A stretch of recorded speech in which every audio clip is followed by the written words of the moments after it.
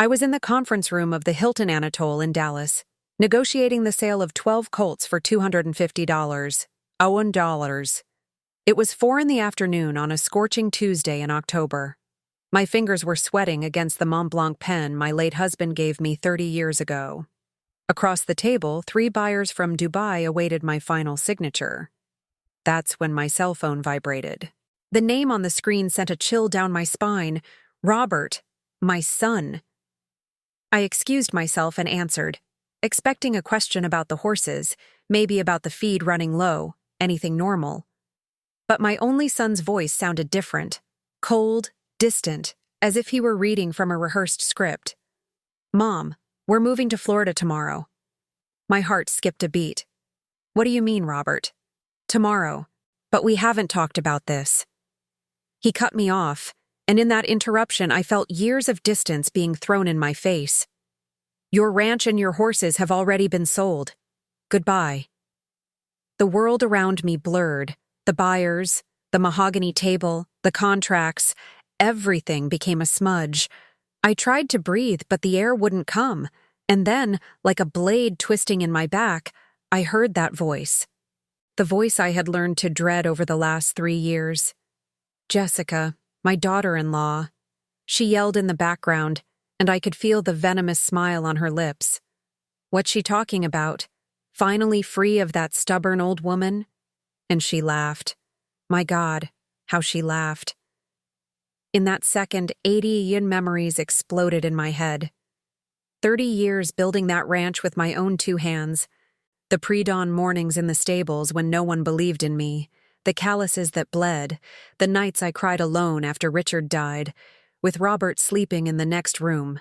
Just a 10-year-old boy I swore to protect from everything.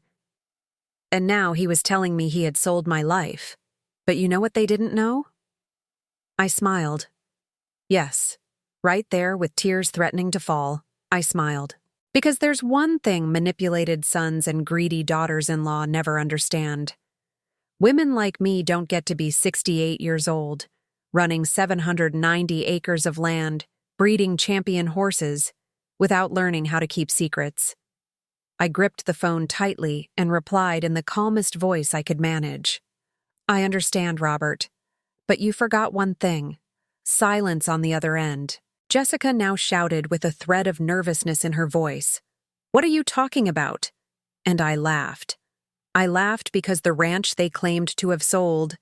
In fact, if you want to discover real stories of courage, of women who refuse to be broken, subscribe to the channel and ring that bell, because this story is just beginning. And what comes next will make you rethink everything about family, loyalty, and justice. But before I tell you what they forgot, you need to understand who I am.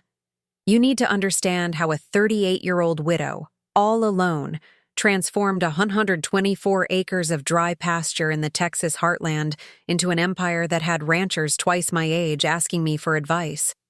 Because what happened on that phone call wasn't an accident. It was the result of 40 years of silent planning.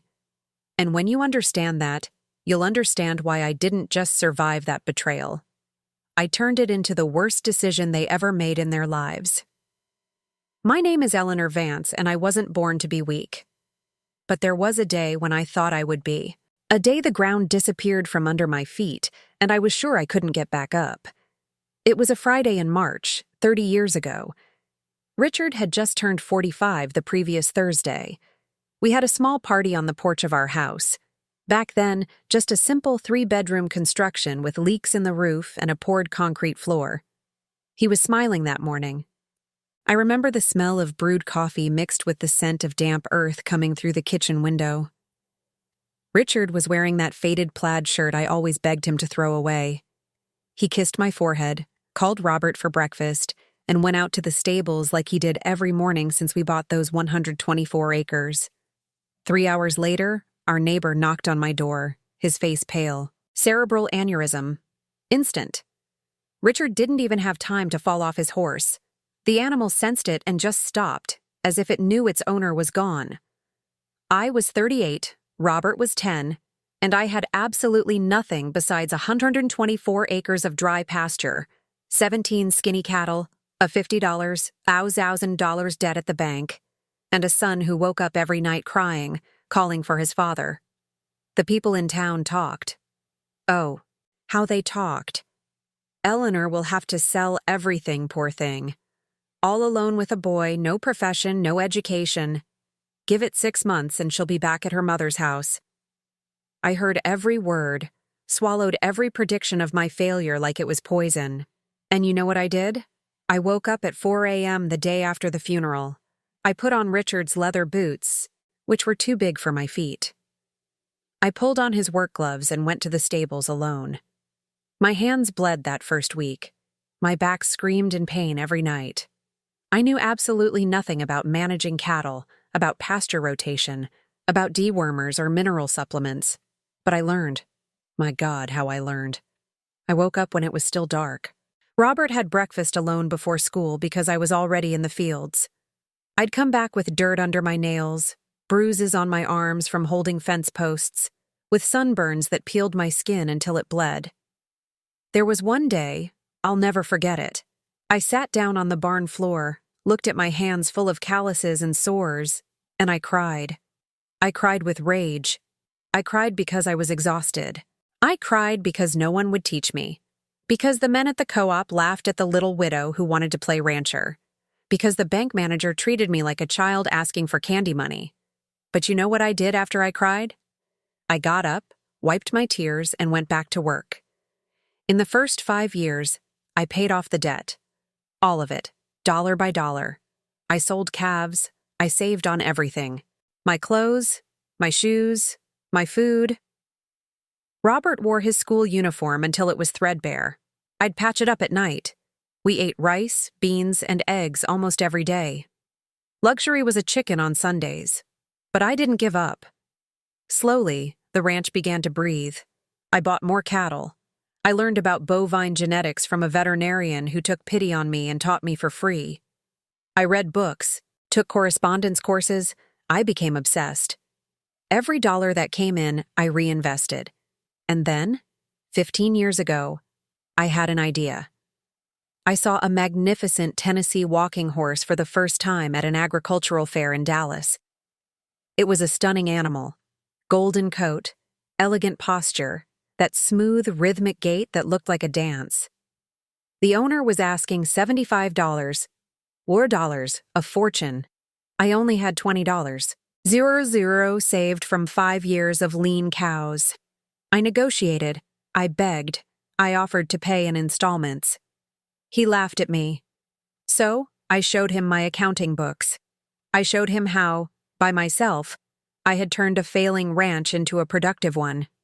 I showed him my plan for the next 10 years.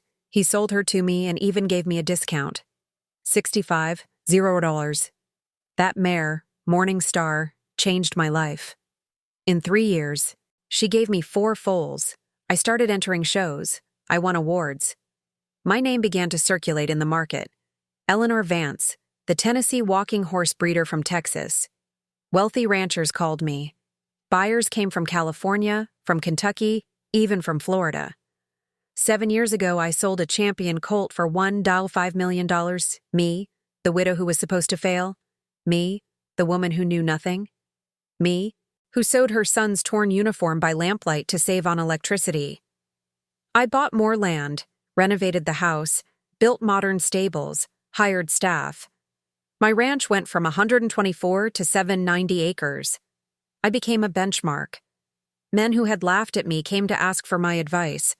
And Robert, my son, grew up watching all of this, watching his mother work like an animal to give him an education, food, a future. I paid for his business degree in Austin. He graduated, came back to the ranch. I thought I would finally have a partner, someone to share the weight of 3 decades of struggle. I was so proud of him, until the day he met Jessica, and everything I had built with blood, sweat, and tears began to crumble. Robert was 32 when he called me, excited, saying he'd met someone special. My heart filled with joy. My son deserved to be happy. He had spent years focused on the ranch, on the business, helping to expand what I had built. Quick flings, nothing serious. I had almost given up hope of seeing him start a family. "Mom, she's incredible. You're going to love her. I'm bringing her over for dinner on Saturday." I spent the whole week preparing for that night. I had the entire house cleaned. I bought fresh flowers, yellow sunflowers that I placed in glass vases in the living room. I prepared a prime rib roast, twice-baked potatoes, and fresh vinaigrette. I even took out the crystal glasses I received for my wedding and never used. I wanted her to feel welcome. Saturday arrived, 7 p.m. I heard the sound of Robert's truck on the gravel driveway. My heart was pounding, that good kind of mother's anxiety about meeting a potential daughter-in-law. I smoothed down my sea green linen dress, the one I wore for important occasions, and went out to the porch. Robert got out of the truck smiling, and then she emerged. Jessica. The first thing I noticed was her age. She was clearly older than my son. I found out later she was 8 years older, 40 at the time. Bleached blonde hair pulled back in a tight bun, fake red nails that were far too long. A designer handbag that I recognized from a magazine, $3,000. She wore a beige linen suit and thin stiletto heels on a ranch. I smiled and opened my arms. She greeted me with 2 air kisses, the kind that don't actually touch you. Her hands were cold, and when she walked into my house, her eyes, my God, her eyes scanned every detail. It wasn't a look of normal curiosity. It was an inventory. I saw her pause at the shelf of my horse's trophies. I saw her stare at the antique rosewood sideboard that had belonged to my grandmother. I saw her eyes fix on the painting on the wall, an oil painting I had bought 2 years earlier at a gallery in Dallas, an $8,000 piece by a famous local artist. She smiled, but it wasn't a warm smile. It was calculating. During dinner, Jessica talked nonstop about herself, always about herself. She said she was divorced, had 2 teenage kids from her first marriage, Kevin, 17, and Ashley, 15, that she had suffered a lot with her ex-husband, that she deserved a fresh start in life with dignity. I noticed how she touched Robert's arm with every sentence, how she tilted her head when he spoke, with that practiced air of someone who knows exactly what they're doing. And then she fired the first shot. "Mrs. Vance, it must be so exhausting managing all this at your age." I stuck my fork into my plate. Robert laughed nervously, trying to soften the blow. "Mom's a lioness, Jess. She doesn't get tired." But Jessica continued, now with a tone of false concern. "But it's a lot of responsibility for one person, isn't it? You've already done so much, proven everything you had to prove. Isn't it time to rest? Enjoy life." Enjoy life? As if I were wasting my days. I swallowed my anger and smiled. "I love what I do, Jessica. The ranch isn't a burden. It's my life." She gave that small, condescending smile. Of course, but still, at your age, it's natural to want to pass the torch to the next generation, isn't it?" The next generation, meaning Robert, meaning her. I looked at my son, hoping he would say something, defend me, see the absurdity of that insinuation. But he just ate his prime rib, oblivious, as if the woman beside him hadn't just called me an old, incapable woman. The night continued tensely. Jessica praised the house. Charming, with potential for beautiful renovations. She praised the horses. They must be worth a fortune, right? She asked about the ranch's deed, about my will, about estate planning. Who asks that at a first dinner? When they left, Robert hugged me on the porch. "So, Mom, did you like her?" I held his face in my hands, my boy, my only son. And I lied. If you're happy, I'm happy. But that night, lying in bed, watching the ceiling fan spin, I knew with every fiber of my being. That woman didn't love my son. She loved what I had built, and she wouldn't stop until she had it all. 6 months later, Robert called to tell me he was getting married. He didn't ask for my blessing, didn't ask my opinion, he just informed me. The ceremony would be small, just close relatives, at the courthouse in Dallas. I put on my best suit and went. I saw Jessica enter in white, a dress too tight for a second marriage. I saw her 2 kids, 2 bored teenagers on their phones, and I saw my son sign that paper as if he were signing the end of our story. Because that's exactly what he did. From that day on, Jessica officially entered my life. And she had plans I couldn't yet imagine how cruel they could be. The first 6 months after the wedding were subtle. So subtle I almost doubted my own instincts. Jessica moved into the main house on the ranch with Robert, the one I built brick by brick, sweat by sweat. She brought her 2 children, Kevin and Ashley, who took over the guest rooms as if they owned them. The girl complained about the slow internet. The boy complained about the boredom of country life. Neither of them greeted me properly. But Jessica? Oh, Jessica was pure sweetness in front of me. Mrs. Vance, you don't need to worry about a thing anymore. We have young people here to take care of everything now. Mrs. Vance, you should rest. I'll clean the kitchen. Mrs. Vance, let me take these documents for Robert to sign. You've worked enough today. Every Mrs. Vance sounded like a reminder. You're old. You're outdated. You're in the way. And Robert? My son was blind, completely enchanted. In the first year, Jessica started with casual suggestions during dinner. Honey, your mother works so hard. Don't you think it's time for her to enjoy life, travel, rest? Robert would look at me with that pitying expression that broke my heart. Mom, Jess is right. You should take a vacation. When was the last time you traveled?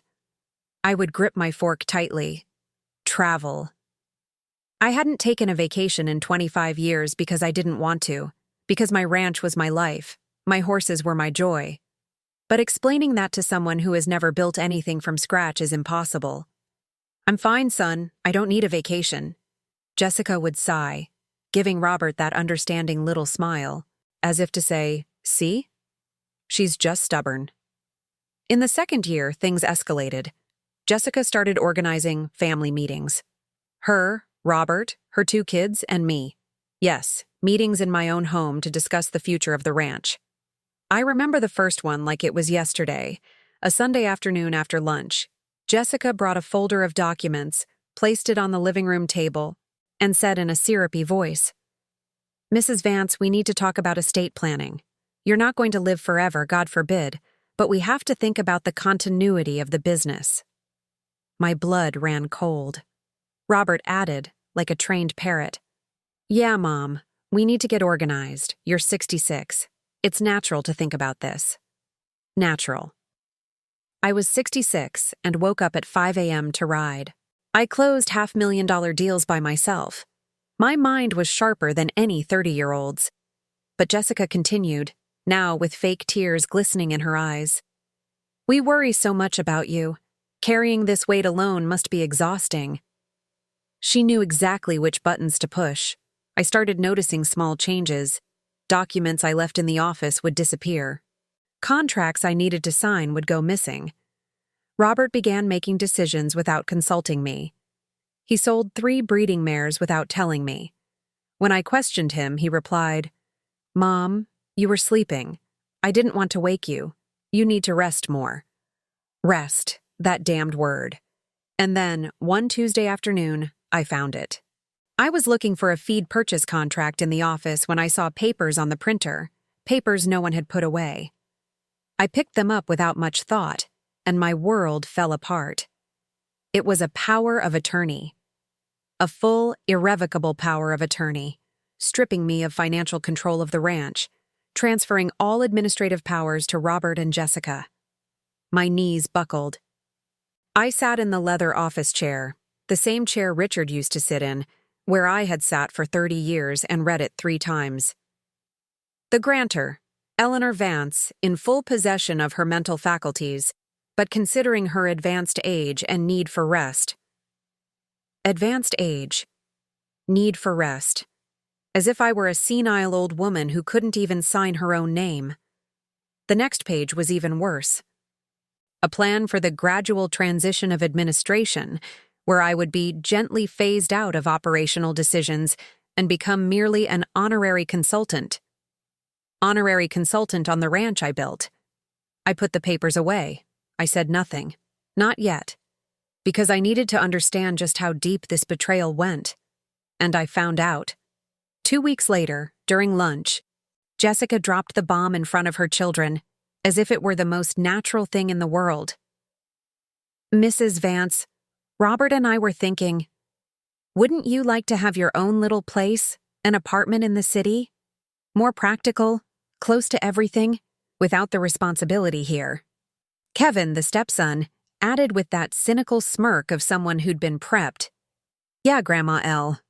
There you could have your friends over, do crafts, grandma stuff. Crafts, grandma stuff. I looked at Robert, my son, the boy I raised, who used to wake up crying at 10, calling for his dead father, and I would comfort him, promising I would never abandon him. I waited for him to say something, to defend me, to remember who I was. But he just lowered his eyes and mumbled, Mom, we just want what's best for you. You're getting confused. It's normal at your age. Confused. That word echoed in the room like a gunshot. I wasn't confused. I was being systematically, cruelly pushed out of my own life, and worst of all, my son was letting it happen. I got up from the table without a word. I went to my room, locked the door, and for the first time in 3 decades, since Richard's death, I felt completely alone. They were robbing me, not with violence, but with kind words, fake smiles, and that terrible weapon called concern. And I still didn't know the worst of it. The worst was yet to come.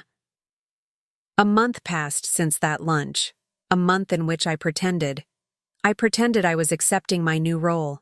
I pretended to be the malleable old woman they wanted me to be. I smiled, I nodded, I agreed. But inside, I was investigating. I started paying attention to everything. The conversations that stopped when I entered a room. The papers Jessica hid too quickly. The glances she and Robert exchanged when I asked questions about the ranch's finances. And then came that night. It was a Thursday, 2 a.m. I had woken up thirsty, my mouth dry, that bad feeling that comes with sleepless nights.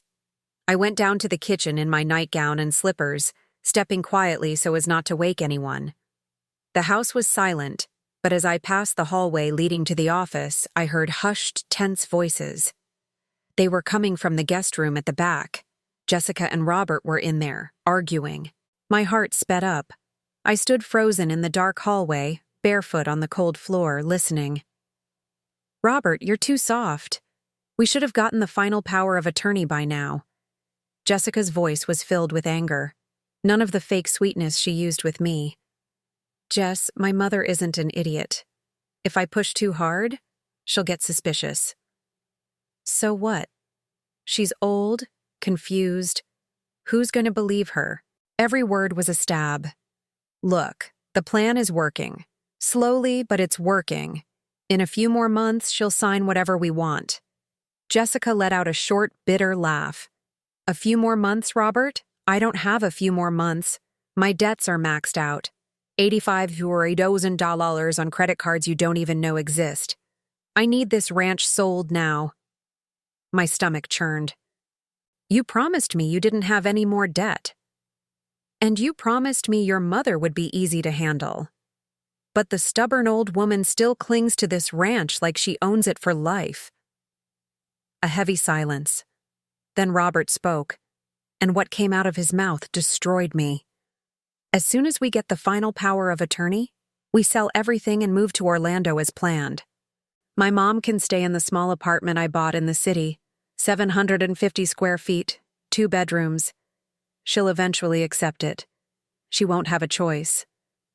750 square feet. He had already chosen my exile. My legs trembled. I held onto the wall to keep from falling. Jessica continued, her voice now calculating. We've already transferred $150 e-zone dollars to the company account in Florida, but we need much more. This ranch is worth at least $4 million. With the sale of the horses, we could easily get to 5. 5 million.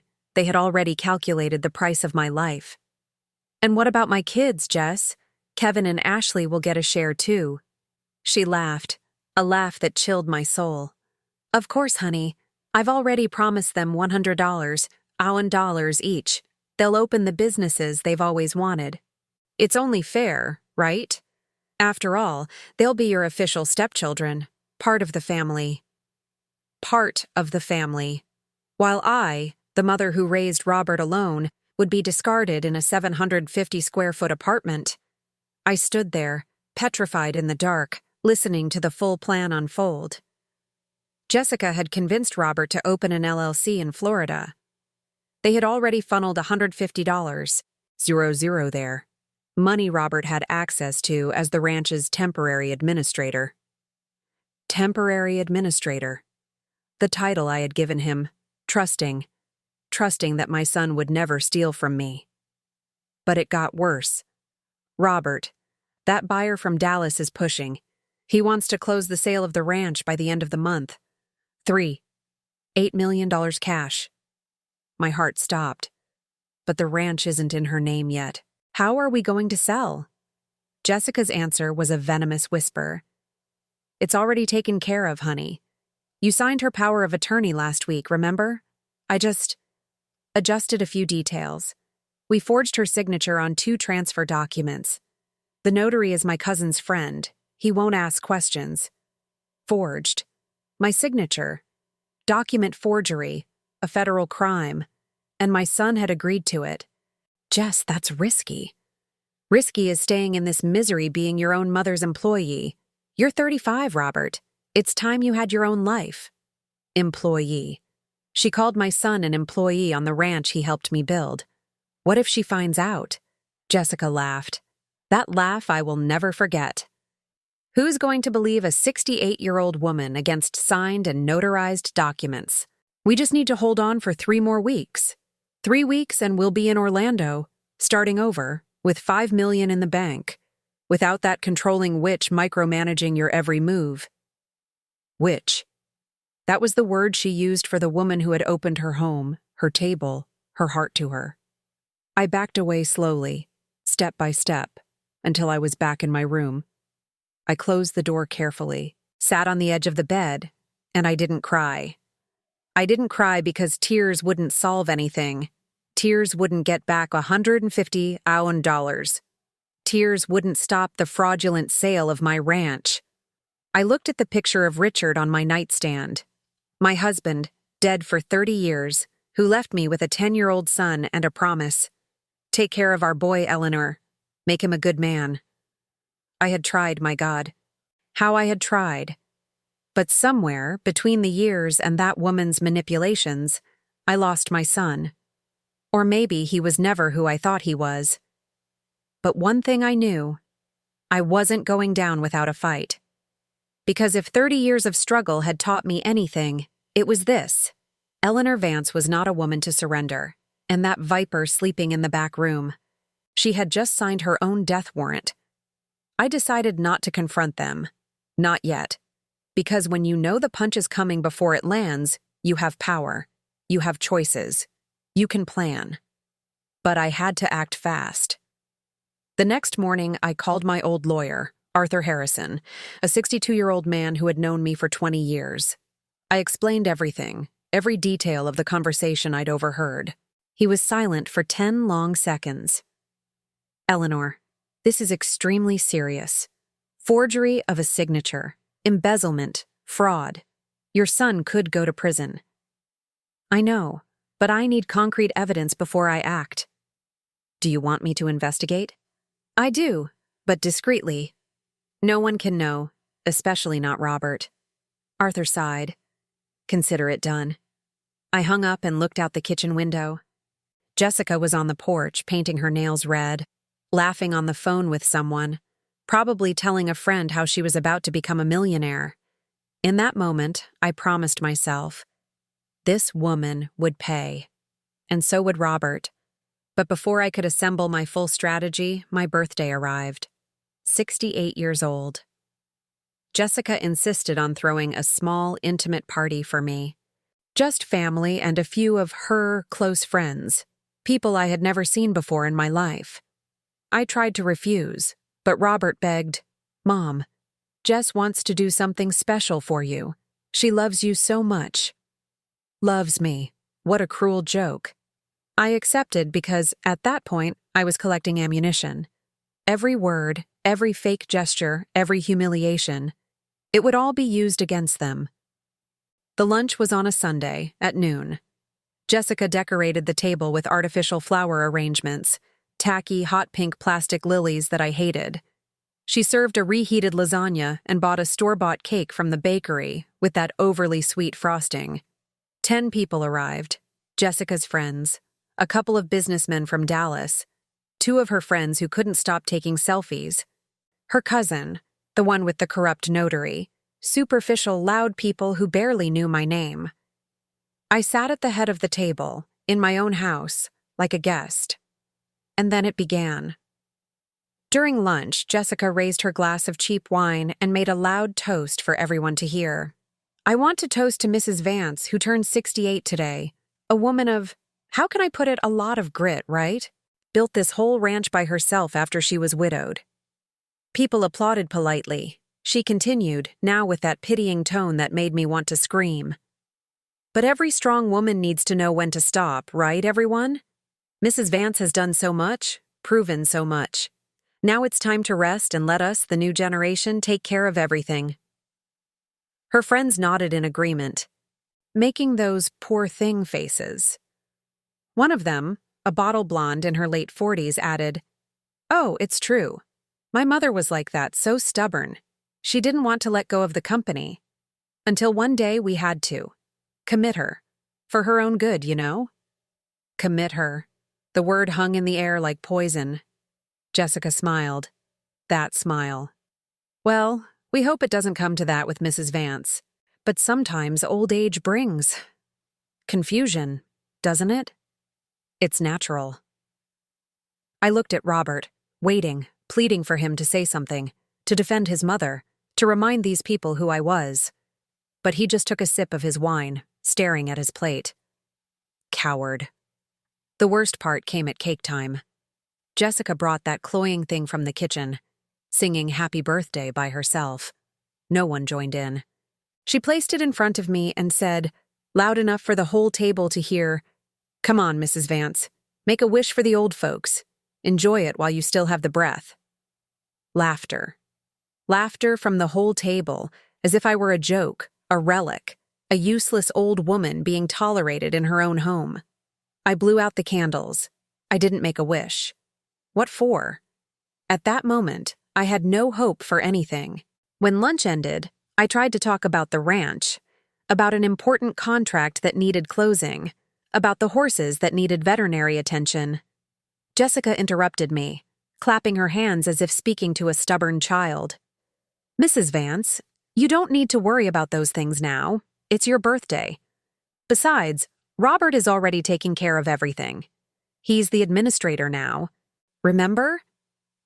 And she turned to her friends, as if I weren't there. "You have no idea the work it takes. The old lady still thinks she's in charge. She won't accept that her time has passed." The old lady. Everyone at the table laughed, except me. I stood up. I mumbled some excuse about being tired. I went up to my room. No one came after me. No one asked if I was okay. No one cared. I sat on the edge of my bed and looked out the window. I could see the stables in the distance, the horses grazing in the field, that land I had turned from ash into gold. And for the first time in 30 years since Richard died, I thought about giving up. I thought, what for? Why did I fight so hard? To be discarded like trash, to be called old, confused, stubborn, a dead weight. The tears came, hot and angry. I cried alone in my room on my birthday, while downstairs people laughed and ate my cake without me. I felt invisible, disposable, small. But you know what happens when you hit rock bottom? You have 2 choices, sink or push off with all your might. And I was not a woman who sinks. The next morning, I woke up before sunrise.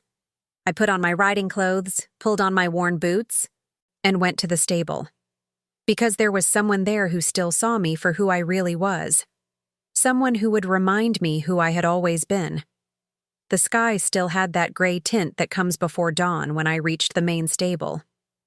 5:30 a.m.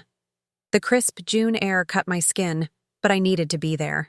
I needed to breathe the smell of hay and leather, needed to feel like I still owned something. The horses nickered softly when they saw me. They knew me, recognized me. I walked slowly between the stalls until I stopped at the last one, the most spacious, with a brass plate engraved, Silver Storm. My prize-breeding mare, 15 years old, national champion in 2018, mother of 8 award-winning foals, her dapple gray coat shimmering like liquid metal in the dim light. She alone was worth $100. 0, but to me, she was priceless. I opened the stall door, expecting her to come to me as she always did, placing her warm muzzle in my hand, asking for a scratch. But she didn't come. She was leaning in the back corner, motionless. Storm? I entered slowly, and that's when I saw it. The mare had an open wound on her withers, that area between the neck and back, with dried blood matted in her coat. The water in her trough was dirty, greenish. The hay was moldy, stinking. My heart hammered in my chest. I got closer to her, ran my hand gently down her neck. She flinched, turned her head, and looked at me with those deep, dark eyes. And I swear I saw pain there, pain and helplessness. Who did this to you? I examined the wound. It was recent. A day or two old, the mark of a whip or a stick. Someone had hit her. Rage rose in my throat like lava. I left the stall and went straight to the stable office. It was early, but the new hand Jessica had hired, a guy named Hank, a skinny man in his 40s with an unfriendly face, was already there, drinking coffee and scrolling on his phone.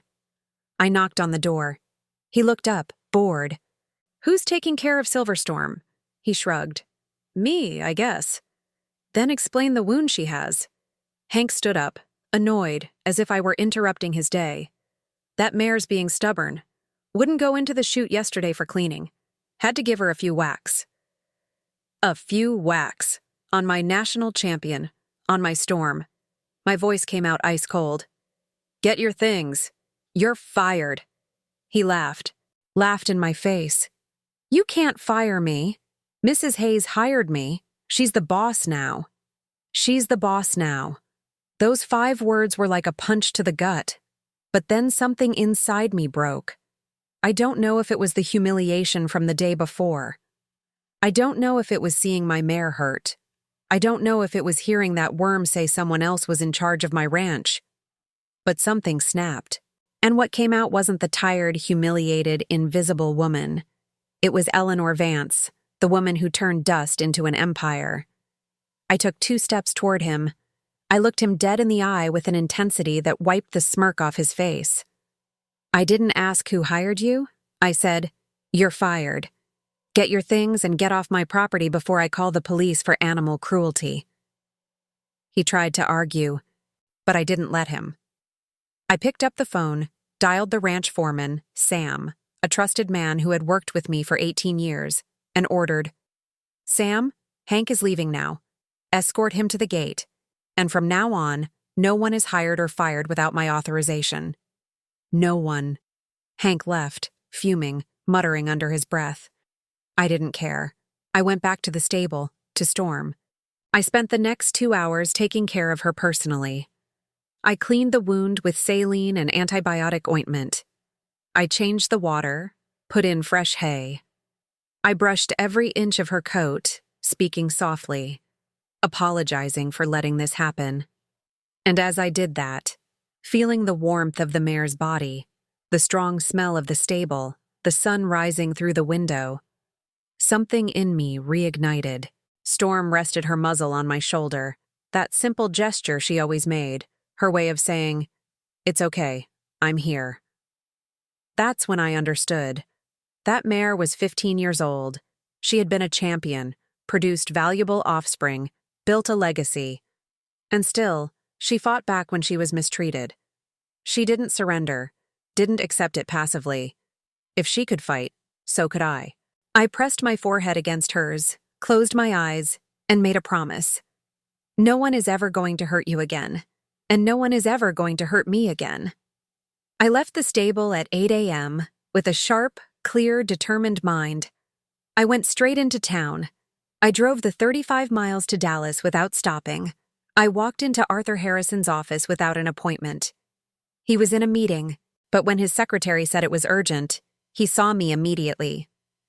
"Eleanor, are you all right?" I sat in the armchair across from his desk, looked him in the eye, and said in a firm voice, "I want you to investigate my son and my daughter-in-law. I want all financial movements from the last 2 years. I want to know where every cent is going. I want to track down that company in the United States. I want proof of everything. And I want a private investigator monitoring conversations, documents, everything." Arthur looked at me, surprised. He knew the tired, tearful Eleanor from the week before, but the woman in front of him now was different. "It will be expensive. I don't care. I'll use my personal money, not a dime from the ranch." He picked up his notepad. "Are you sure? Because if we find what you think we're going to find, your son could go to prison." I took a deep breath. "Then let him, because I didn't raise a thief. And if he chose to become one, he will pay the consequences." Arthur nodded and started writing. I left that office 3 hours later with a plan, a detective hired, a forensic accountant on the way, and an iron will in my chest. I drove back to the ranch slowly, looking at the landscape, the golden fields, the infinite blue sky, the fences I had helped build myself. And I understood something fundamental. I hadn't built all this just to give up now. Jessica had made a fatal mistake. She had underestimated the wrong woman. And Robert, my son, was about to learn the hard way what it meant to betray Eleanor Vance. The war had begun, but this time I had the weapons. The next 4 months were the hardest of my life. Not because of the pain, I was used to pain, but because of the acting, because I had to pretend. Pretend I knew nothing. Pretend to be the confused old woman they wanted me to be. Smile at Jessica, agree with Robert, accept every humiliation with my head bowed, while inside, I was gathering every crumb of evidence. Arthur worked fast. Within 2 weeks, the private investigator he hired, an ex-FBI agent named Jack Riley, had already started to unravel Jessica and Robert's lives. The meetings always took place in the city, at a discreet cafe near the courthouse. I made up excuses. "I'm going to the doctor. I have to sort things out at the bank. I'm visiting a friend." Jessica never questioned it. She thought I was finally accepting my place. The first bombshell dropped on a Tuesday in August. Jack placed a folder on the cafe table. Inside were bank statements. "Mrs. Vance, your daughter-in-law has $85,000 in credit card debt. 6 different cards, all maxed out." My stomach churned. 85,000. Luxury purchases, designer clothes, jewelry, expensive restaurants. She was maintaining a lifestyle she couldn't afford and hiding it all from my son. I took the statements, read them line by line. Stores I'd never heard of. Absurd amounts. $3,000 for one dinner, $8,000 for a handbag, $12,000 at a cosmetic clinic, while I had been wearing the same pair of boots for 8 years. "Is there more?" Jack continued, passing over other documents. She promised her children from her first marriage, Kevin and Ashley, that they would receive an inheritance from their grandma to open businesses. He showed me WhatsApp messages he had managed to intercept. My blood ran cold reading them. Jessica to Kevin, "Calm down, honey. In 3 months, when the old lady signs everything over, you'll have your money for the gaming store. $100,000, just like I promised." Jessica to Ashley, "Sweetie, your beauty salon is going to happen. The ranch will be sold, and you'll get your $100, $1 too. You just need to be patient with this stubborn grandmother-in-law. They were counting my money, dividing up my life before I was even dead. But the worst was yet to come. Jack opened his laptop and showed me bank transfers from Robert's account as the ranch administrator. In the last 18 months, your son has transferred $150,000 to an LLC account they opened in Florida. Sunshine Farms, LLC. $150,000. Money from the sale of cattle, of horses, from contracts I had closed, siphoned off to the United States. And there's more. They've already pre-sold 30 calves. They received $90 from a meat packer in Fort Worth, and the money vanished. It never entered the ranch's books. $90, just evaporated. I did the math in my head. They had already stolen over $250,000 from me. And the ranch? I asked, my voice trembling. Did they really try to sell it? Jack nodded gravely. Yes. I found a preliminary purchase and sale agreement. The buyer is Walter Sterling, an agribusiness entrepreneur from Dallas. The price is $8 million. On $8 million for a property easily worth $5. The worst part is, they used a forgery of your signature on 2 transfer documents.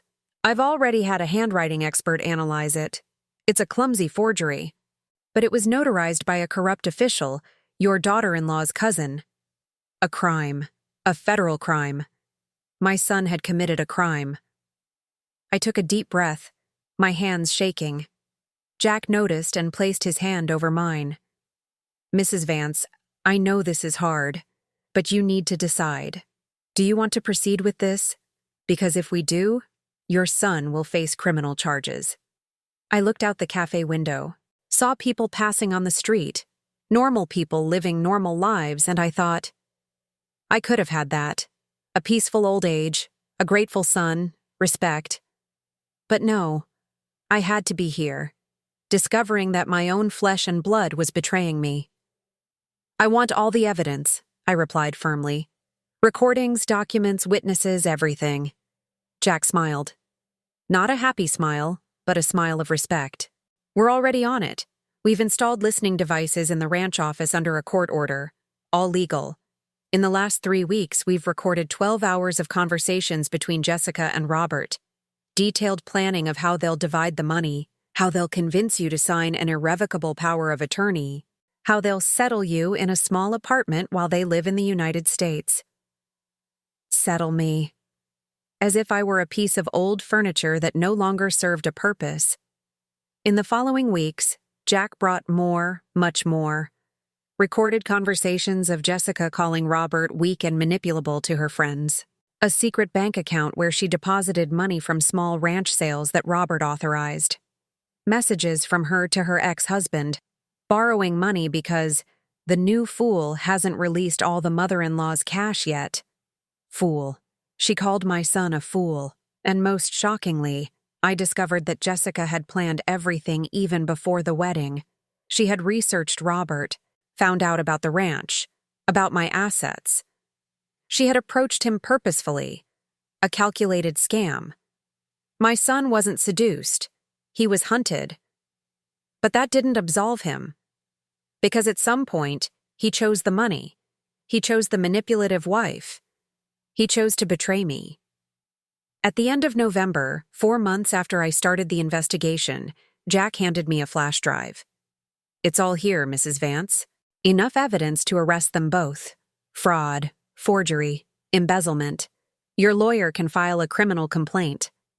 I put the flash drive in my purse. That small plastic object contained the destruction of Jessica's life and of Robert's, my son. That night, I sat alone on the porch. I looked at the stars, thought of Richard, of what he would do, what he would say, and I decided I wasn't just going to expose them. I was going to make sure that every humiliation they caused me was returned, with interest. Because there's a difference between revenge and justice. And what I was about to do?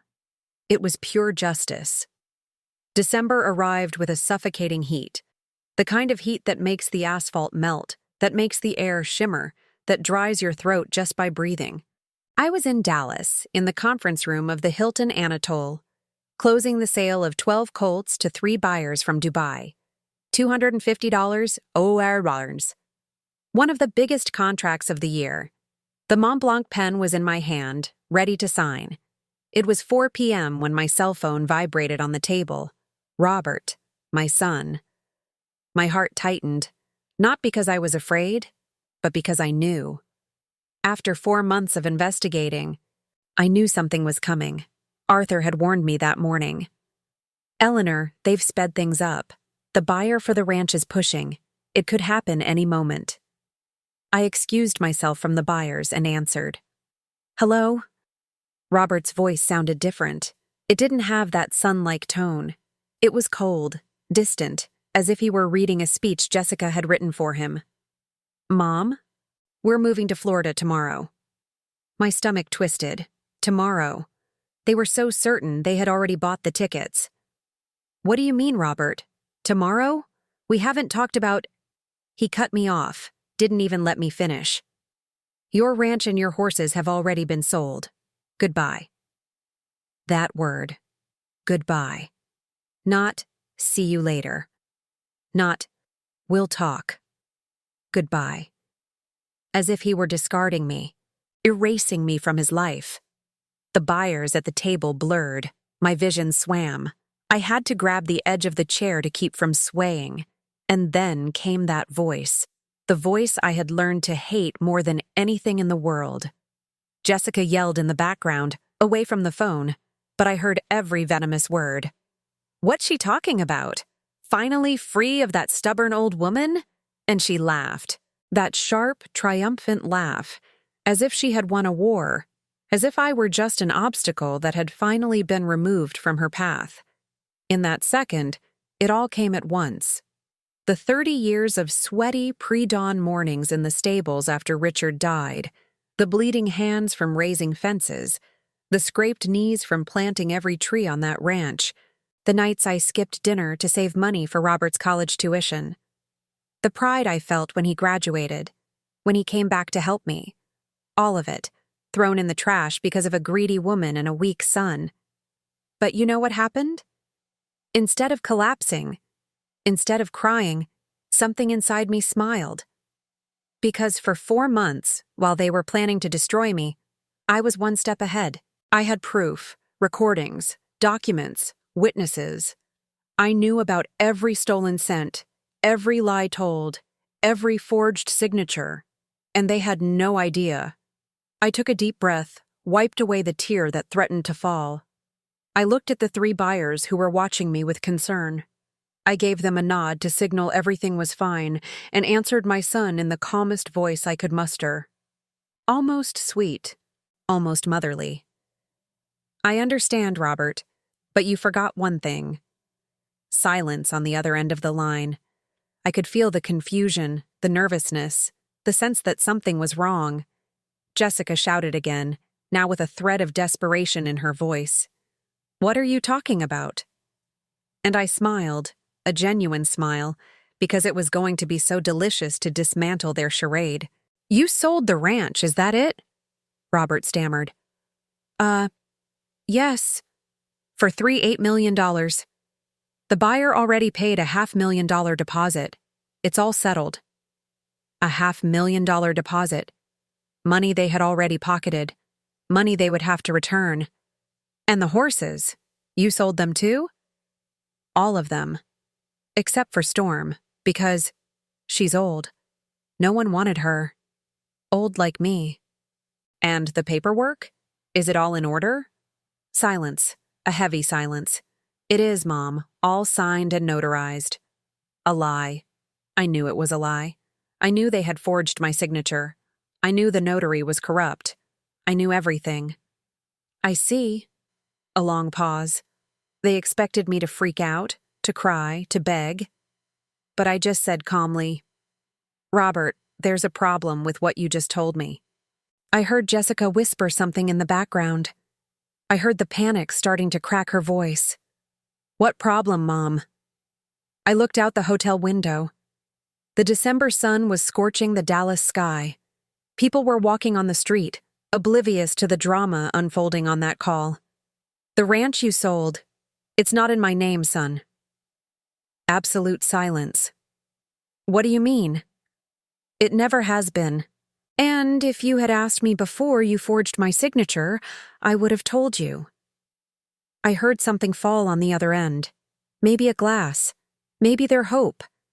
Jessica screamed, her voice shrill now. "That's a lie! She's bluffing!" But Robert knew from my voice, from my calmness. He knew I wasn't bluffing. "Mom, what are you talking about?" I took a deep breath, savoring the moment. Because after 4 months of humiliation, of pretending, of swallowed pain, I could finally turn the tables.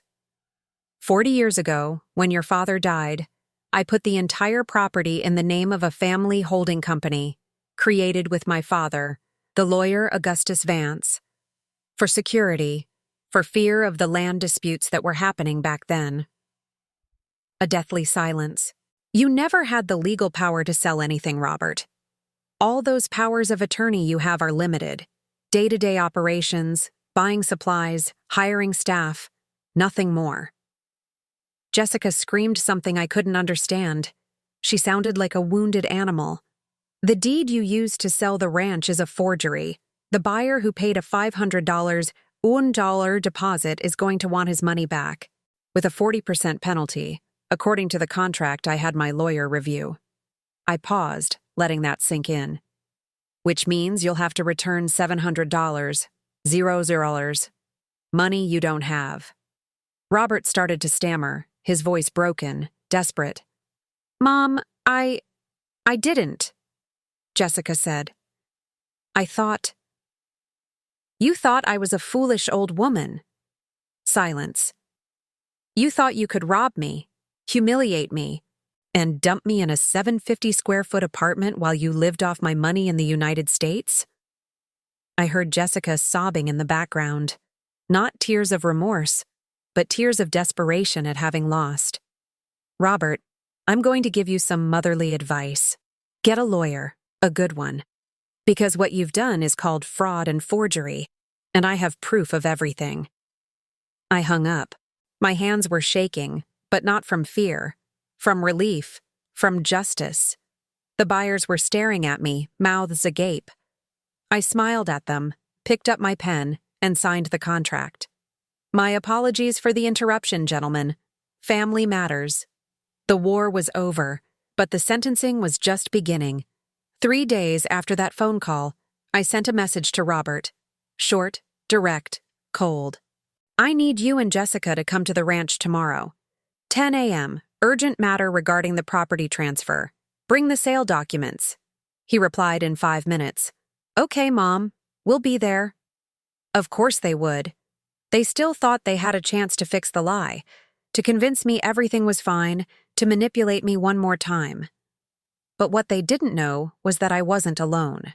On Friday morning at 9 a.m., my guests started to arrive. First came Arthur Harrison, my lawyer, with 2 thick folders under his arm. He was serious, but I saw a glint of satisfaction in his eyes. Justice finally being served. Then came Chief Miller, a friend of 20 years, Richard's old college buddy, a man of integrity, incorruptible. He brought 2 deputies with him. "Eleanor, are you sure about this?" he asked, shaking my hand. "Absolutely." And then Walter Sterling arrived, the buyer of the ranch, a man in his late 50s, an agribusiness entrepreneur with a no-nonsense look. He was furious. "Mrs. Vance, I paid a $500,000 deposit on this property. If this sale doesn't go through, I'm suing everyone." Arthur calmly raised a hand. "Mr. Sterling, you were the victim of fraud. Mrs. Vance did not authorize any sale. The signature on the documents is a forgery." Sterling went pale. "A forgery? We will prove that today, and you will get your money back. You can rest assured."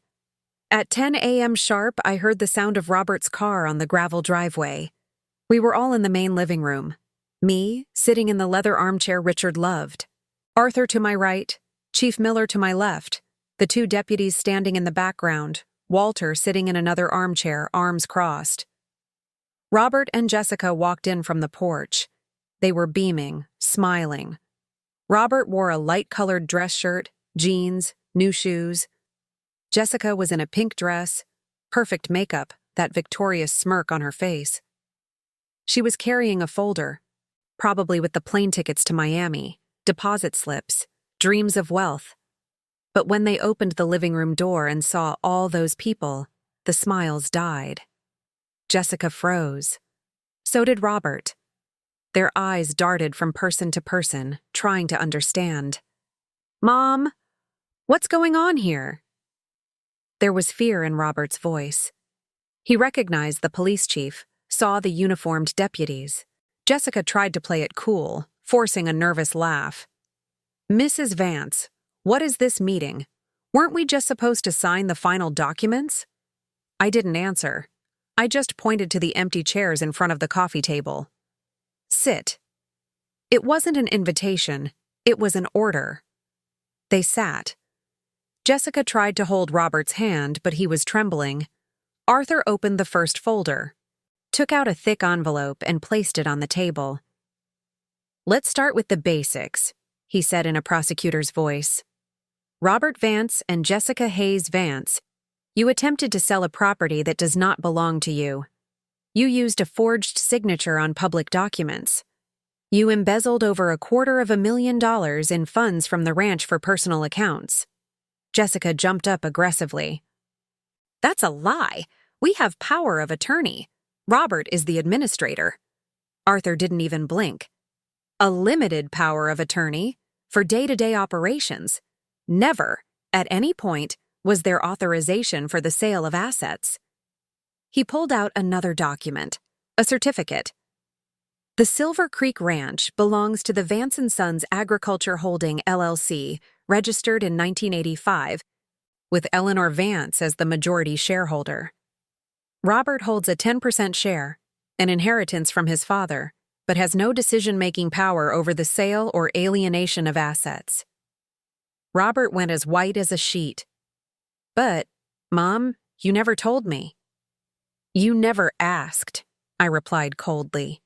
"If you had come to me with respect, as a son, instead of treating me like an old woman in your way, I would have explained everything." Arthur continued, relentless. "You received a $500 Zon dollar deposit from Mr. Walter Sterling, present here." Walter leaned forward, glaring at the two of them. "And I want my money back, with the 40% penalty stipulated in the contract." "That comes to $700. Jessica started to cry. Not from sadness, from panic. We don't have that money. We already spent it. We bought. We transferred." "You stole," I completed. $150,000 siphoned to the United States, $90,000 from an irregular cattle sale, plus the $500,000 deposit. In total, you misappropriated $740,000. Arthur pulled out another envelope. This one was the heaviest. "Here are the recordings. 4 months of legally intercepted conversations, with a court order, where you two plan in detail how to get rid of Mrs. Vance." He placed a small recorder on the table and pressed play. Jessica's voice filled the room. "As soon as we get the final power of attorney, we sell everything and move to Orlando. Your mom can stay in the small apartment in the city. She'll eventually accept it. She won't have a choice." Robert started crying softly, his face in his hands. Chief Miller stood up, taking handcuffs from his belt. "Jessica Hayes, Vance, Robert Vance, you are under arrest for fraud, forgery of a public document, and embezzlement." Jessica screamed, tried to run. The deputies secured her. "You're destroying your own family, you witch. You're a monster." I stood up slowly, looked her in the eye, and said, with every syllable loaded with 3 years of swallowed humiliation, "I didn't destroy my family. You did when you walked into it." The deputies cuffed them. Jessica was screaming, thrashing. Robert just cried, head down, defeated. Before they were let out, my son looked at me. And in that look, I saw it all. I saw the 10-year-old boy who lost his father. I saw the young man I raised alone. I saw the man he could have been, and I saw the criminal he had become. Mom, forgive me. I didn't answer. I just turned my face away. Because forgiveness, my son, is earned through change, and you had a long road ahead of you. The Dallas police station was cold that afternoon. An old air conditioner rattled, and the air smelled of stale coffee and old paper. I sat in a hard plastic chair while Arthur talked with Chief Miller about the next steps. Jessica was in an interrogation room, screaming at a last-minute lawyer she'd managed to find. Robert was in another, silent, staring at his cuffed hands. 3 hours later, a judge ordered them held without bail. Arthur came to me with the documents. Eleanor, the district attorney will file charges next week. The evidence is overwhelming. They'll be charged with aggravated fraud, forgery of a public document, and embezzlement. The sentences added up. Jessica could get up to 10 years. Robert, as a first-time offender who has partially cooperated, maybe 6. 10 years, 6 years. Numbers that seemed unreal. If they make a deal, Robert has a better chance. If he confesses everything, returns what he can, shows genuine remorse, he could serve his time in a minimum security facility. Jessica. It's tougher. She was the mastermind. She has a prior conviction for fraud in another county. We found out yesterday. She pulled a similar scam on her first husband. So that was it. Jessica was a professional con artist, and Robert had been just another mark. A fool, yes, but a victim. That didn't absolve him, but it explained things. In the following weeks, the case moved quickly. Chief Miller was efficient. The judge was fair. The evidence was irrefutable. The first hearing was in January. Jessica entered the courtroom in handcuffs, wearing an orange prison jumpsuit, her hair unkempt, no makeup. She looked 10 years older. She screamed at me, "This is your fault. You never accepted me. You treated me like dirt from day one." The judge banged his gavel. "Silence, or you will be removed," she cried, those tears she used so well to manipulate. But there, in that cold room, they no longer worked. Her lawyer tried to argue she had been emotionally unstable, that she suffered from disorders. But the evidence was too clear. Her text messages planning every step, videos of her spending the stolen money in expensive restaurants, the history of previous scams. Jessica's sentence came down in March. 6 years and 8 months in state prison. No possibility of early parole. Forfeiture of all assets acquired with embezzled funds. 2 imported cars, jewelry, the $50, zero deposit she had made for a restaurant in Orlando. She screamed when she heard it, cursed the judge, cursed me, and was dragged out by bailiffs. Robert was different. At his hearing 2 weeks later, he walked in with his head down, thin, with dark circles under his eyes, a beard starting to grow. He looked like a ghost of the son I had raised. When the judge asked if he had anything to say, he asked to speak. He stood, looked at me. I was sitting in the back of the room, and his voice broke. I have no excuse. I did everything I'm accused of. I stole from my mother. I betrayed the woman who raised me alone, who worked until she bled to give me a future. I lost my way. Tears streamed down his face. I was weak. I believed in empty promises. I thought money would make me happy. And in the process, I destroyed the only person who ever truly loved me. He looked at the judge. I deserve to be punished. I deserve to pay for everything. And I will spend the rest of my life trying to be worthy of the name I carry. The silence in the room was heavy. Robert's sentence, 4 years, with the possibility of work release after 2, plus the obligation to repay the full embezzled amount. Through prison labor, a portion of his earnings would go toward restitution. He accepted it silently, without appeal. But the worst of it wasn't their imprisonment. It was what happened to everything else. Walter Sterling sued them both for the return of the $700. Since they didn't have the money, their assets were seized. Robert's $90 Orzeroad apartment was auctioned off. The cars were sold. Even Jessica's designer clothes went to auction, but it still wasn't enough. Walter secured a legal garnishment of Robert's future earnings for the next 15 years. 30% of any salary or income would go toward paying the debt. 15 years. My son would be paying for this choice until he was 50 years old. Jessica's children, Kevin and Ashley, went back to their biological father, a businessman from Fort Worth who took them in. They never wanted to speak to their mother again. They found out she had lied about everything, including their father, and Jessica. She tried to file for divorce from Robert from prison, but he beat her to it. He filed first, alleging fraud and bad faith from the beginning of the relationship.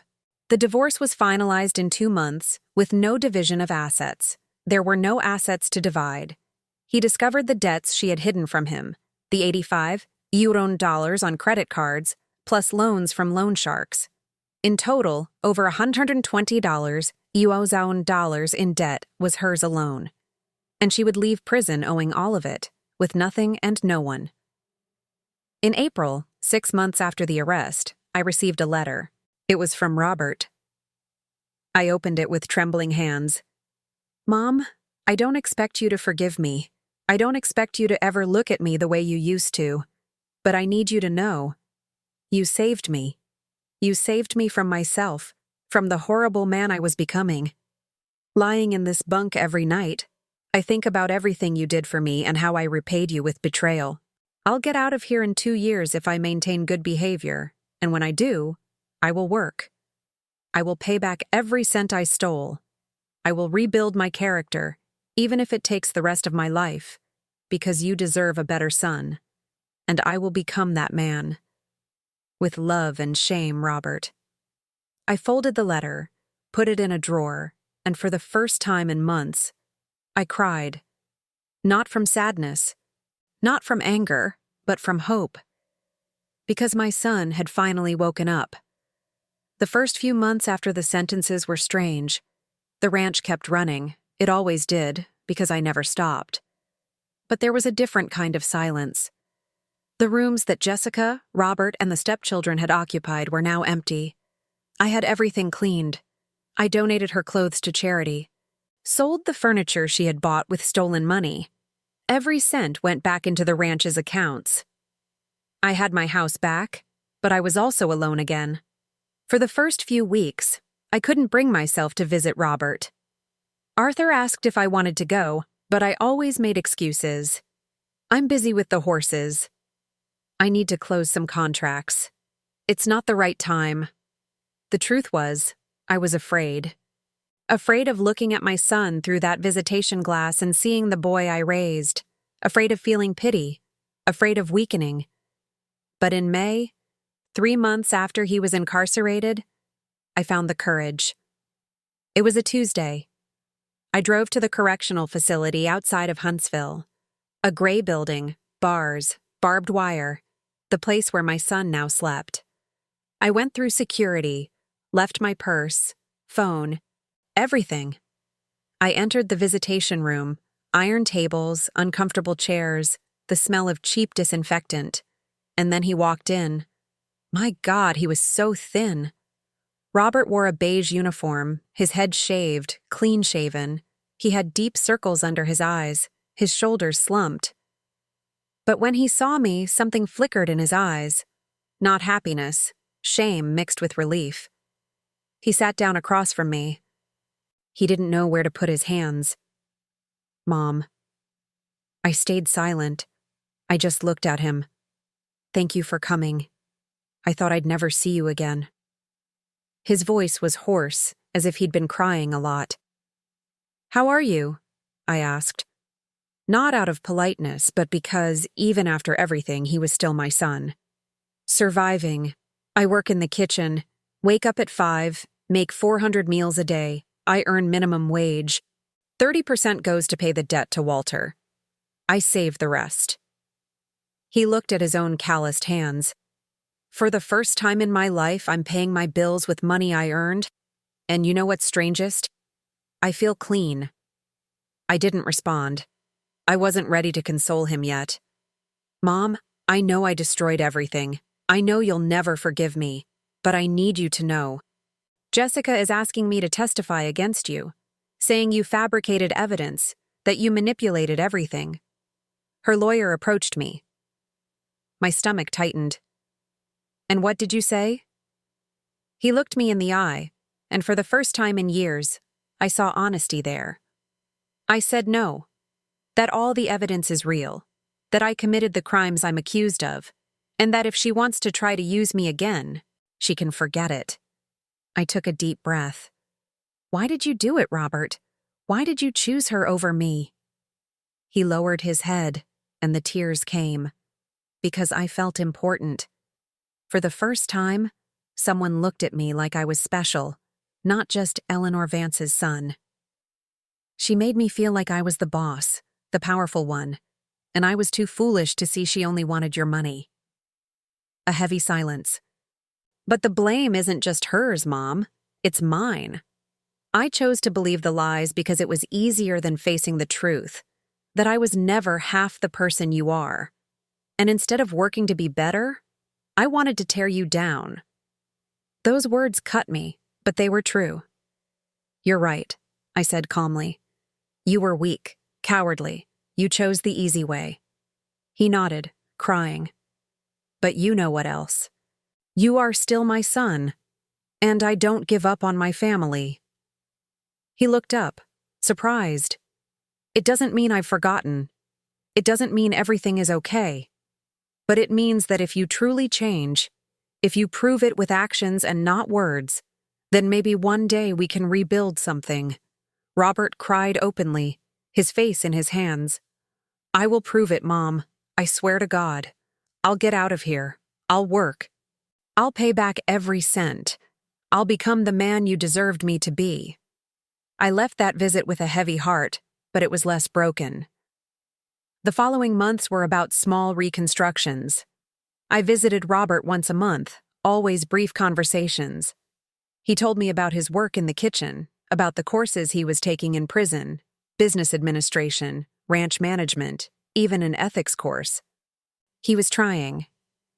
In August, he called me from the prison, excited.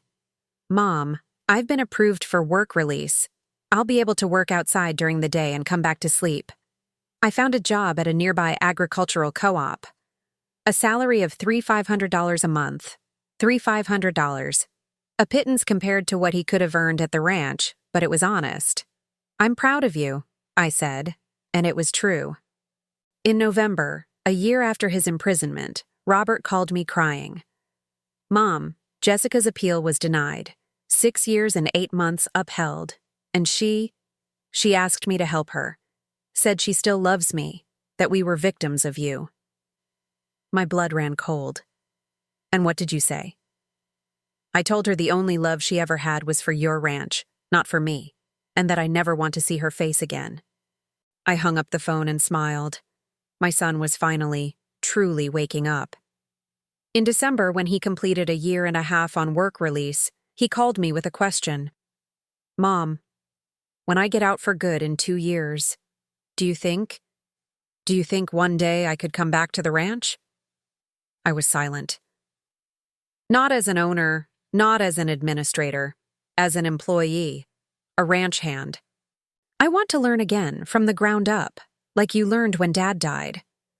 I looked out the living room window, saw Silver Storm grazing peacefully in the pasture. We'll see, Robert. We'll see if you prove you deserve it. I will prove it, Mom. I promise. And for the first time in years, I believed him. Because forgiveness isn't about forgetting. Forgiveness is giving a chance to start over. And my son was finally earning that chance. 2.5 years have passed since that day in the living room when I saw Robert and Jessica in handcuffs. 2.5 years of slow rebuilding, of scars healing, of learning to trust again. And in that time, Every character in this story got exactly what they deserved. Jessica served 3.5 years of her 6-year and 8-month sentence before she was granted parole for good behavior. According to her lawyer, she had become a model inmate. She worked in the laundry, took courses. But I knew the truth. People like Jessica don't change. They just learn to hide it better. When she got out, in July of 2028, she tried to rebuild her life, but discovered that a reputation is not so easily recovered. The debts she left behind, $120, US between credit cards, loan sharks, and lawsuits, haunted her. Her credit was ruined, her social security number flagged. She couldn't get a job. She tried to open a beauty salon in Fort Worth using someone else's name, but it went bankrupt in 4 months. Her children, Kevin and Ashley, cut off contact completely. Their father, a decent businessman she had slandered for years, welcomed them back and told them the whole truth.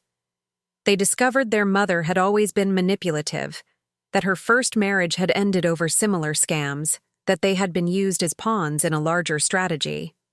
Kevin reached out to me via message a year after his mother's arrest. "Mrs. Vance, I want to apologize. My mother taught us to see you as the enemy. Today, I understand you were just defending yourself. I'm so sorry." I replied kindly. It wasn't his fault he had a con artist for a mother. Ashley never contacted me, but I heard she went to law school, working during the day and studying at night, perhaps wanting to ensure she would never be deceived again. Jessica tried to contact Robert dozens of times, letters he didn't answer, calls he didn't take, until one day she showed up at the co-op where he worked. Robert called me that night, his voice firm. "Mom, Jessica showed up today, said she still loves me, that we can start over, that it was all your fault for setting her up." My heart sped up. I sent her away. I told her the only thing she ever loved was your ranch, not me, and that if she shows up again, I'll get a restraining order. I smiled on the other end of the line. "You did the right thing, son." I learned from the best. Walter Sterling, the duped buyer, took 3 years to get all his money back. It came from asset sales, seizures, wage garnishments. He was patient but relentless. In the end, he received the $700, $0 plus interest and penalties, for a total of nearly $850 He sought me out when he received the last cent. "Mrs. Vance, I'm sorry you had to go through that. By the way, is your ranch up for sale?" I smiled. "No, Mr. Sterling. It never was, and it never will be." He laughed respectfully. "I figured as much, but I had to try. Women like you are rare. As for Robert, my son truly changed. He was released from prison for good in March of 2029, after serving 4 years between incarceration and work release. Thin, bearded, but with different eyes, clear, honest. He got a permanent job at the Agricultural Cooperative of Dallas, earning $4,200 a month. He rented a small 1-bedroom apartment. He bought secondhand furniture. He cooked for himself, paid his bills on time. 30% of his salary still went to Walter. It would take another 8 years to finish paying, but he didn't complain. "I'm paying for my choices, Mom, and that's okay. It's fair." He visited the ranch once a month. At first, we would sit and talk on the porch, drinking coffee, distant but present.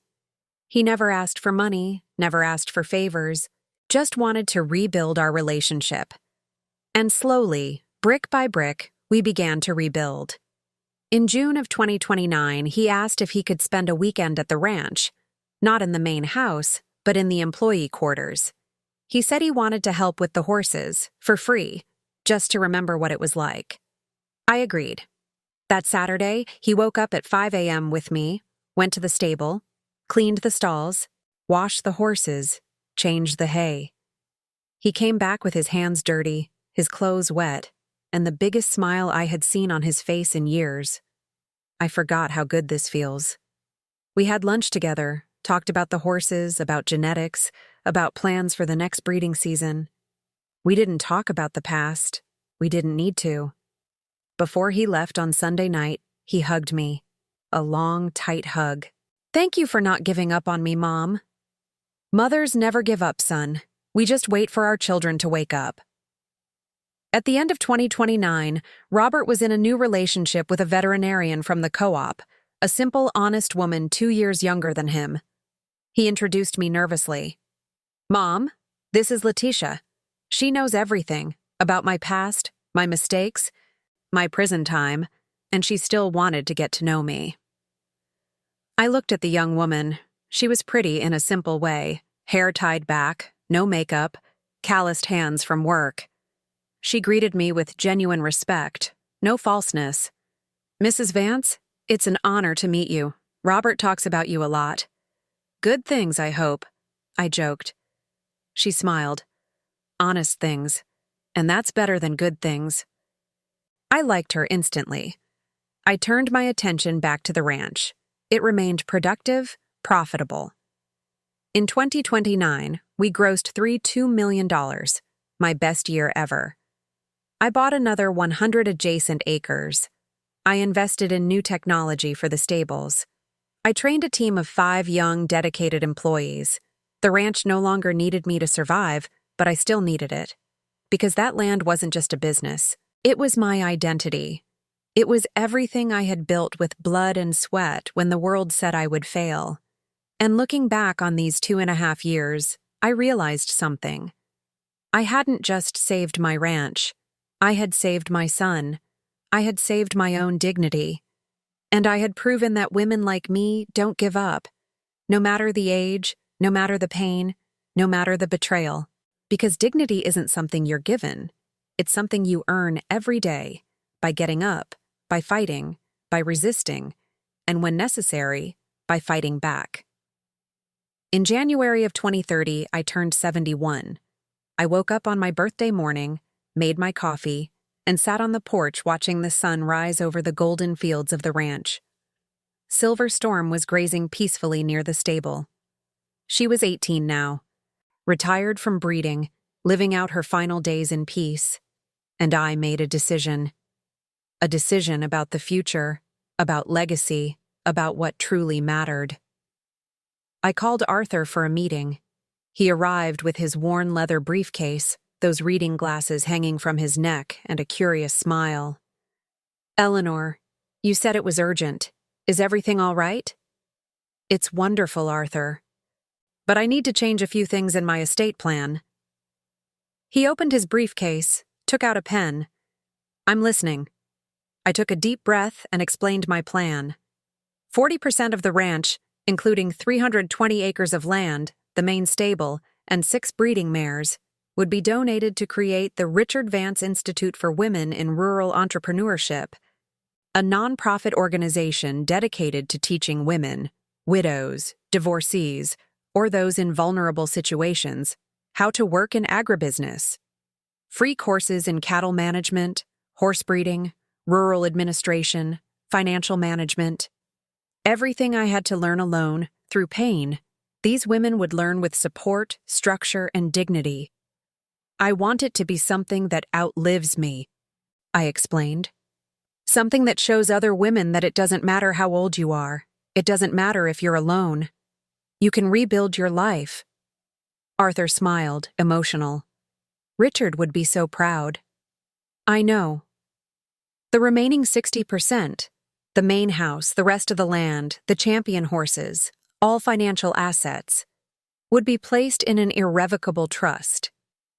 Robert could only access this trust at the age of 50, 8 years from now, and only if he met 3 non-negotiable conditions.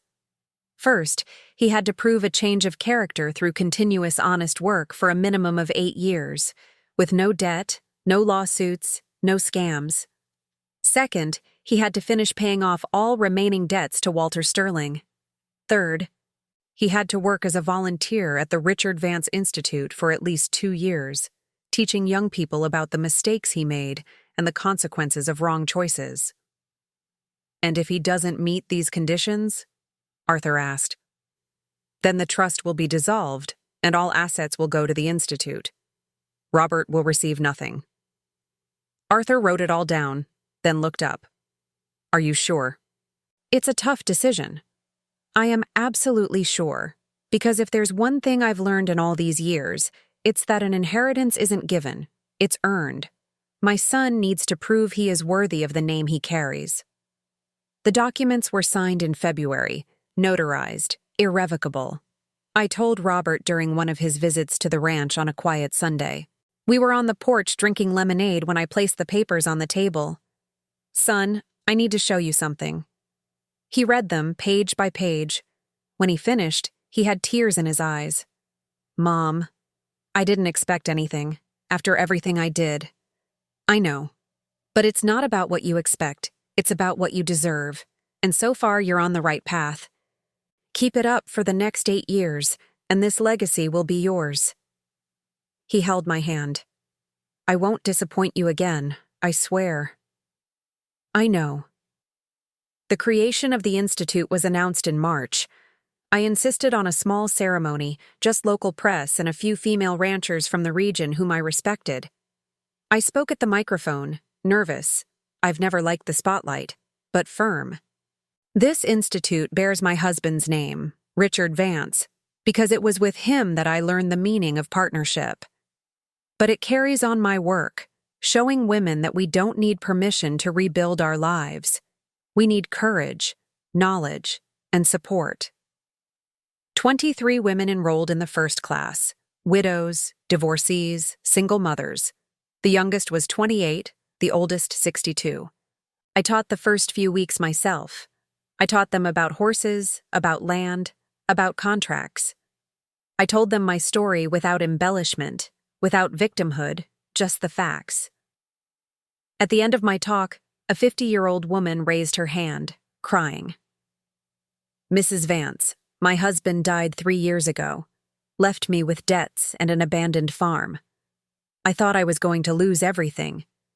But listening to you, I feel like I still have a chance." "You do, my dear. You always have. You just needed someone to remind you." The following months were filled with a deep satisfaction, watching those women learn, grow, and gain independence. Seeing the ranch run perfectly, even with part of it dedicated to the Institute. Seeing Robert work honestly, growing as a man. In June of 2030, Robert called me with news.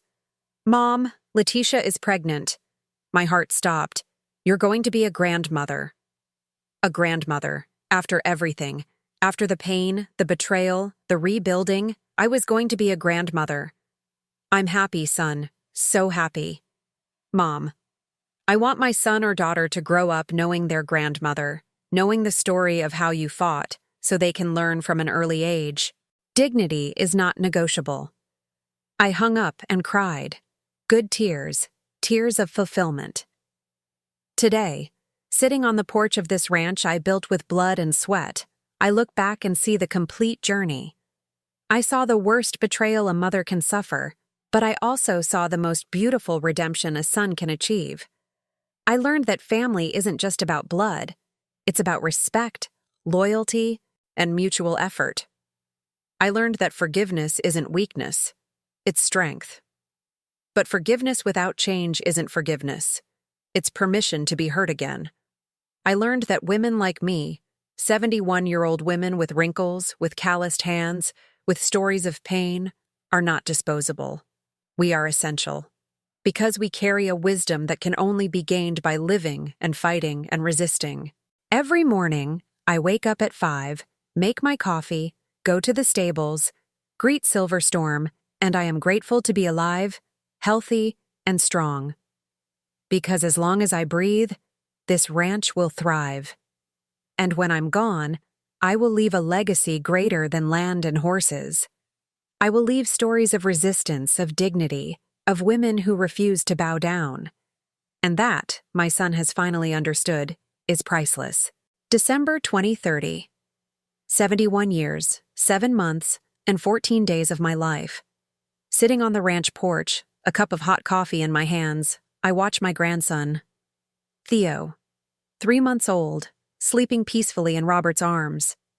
My son rocks the baby gently, humming a tune I used to sing to him as a child, The Circle Closing. Letitia is in the kitchen preparing lunch. She insisted on cooking, even though I told her she didn't have to. Mrs. Vance, after everything you've done for us, let me take care of you today. Take care of me. What a strange and comforting concept. Theo stirs in his sleep. Robert adjusts the swaddle, the same cotton swaddle I used on him 38 years ago, washed and cared for over decades. He looks at me and smiles. Mom, remember when you told me I'd only understand you when I had a child of my own? I nod. I understand now. I look at this boy and think, I would do anything for him. And you did everything for me. And I repaid you with betrayal. His voice falters. He still carries the guilt. He always will. Scars don't disappear. They just teach you to live with the pain. You are redeeming yourself, son. Every day, with every honest choice. He nods, looks at his son. I'll tell him when he's older.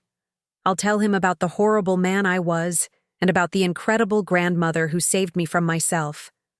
I stand, walk over to them, and stroke Theo's face. Soft skin, baby smell, pure future.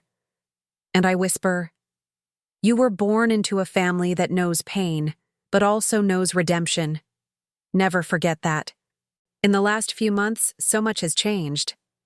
The Richard Vance Institute graduated its first class. 23 women who arrived broken and left as rural entrepreneurs. 3 of them already manage their own small properties. 5 work at co-ops, earning decent wages, all with financial autonomy, all with restored dignity. One of them, Maria, a 57-year-old widow and mother of 4, hugged me on graduation day, crying.